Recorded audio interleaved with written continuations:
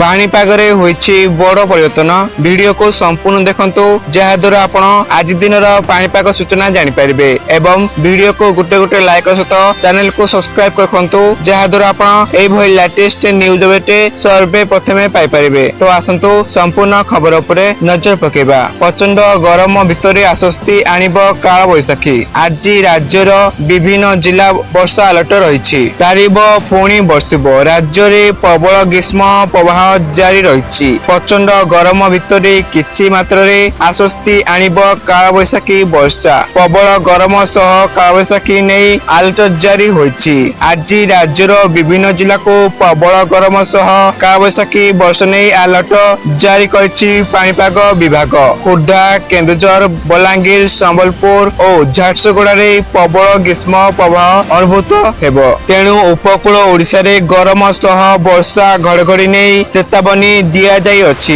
एवं आसंता काली दक्षिण ओडिशा को बिजुड़ी घड़घड़ी सह वर्षा पाई येलो अलर्ट जारी होइछि। आसंता 25 तारीख जाए प्रबल ताती सह कालबैशाखी चेतावनी जारी होइछि। 26 रु 29 तारीख पर्यंत उत्तर और दक्षिण ओडिशा रे कालबैशाखी जनित वर्षा हेबार संभावना रहिछि। आसंता 3 दिन पर राज्य रे 2 रु 3 डिग्री ह्रास पाइब तापमात्रा। अन्यपटे राजधानी रे टाइम टाइम खरा 42 डिग्री छुईला तापमात्रा।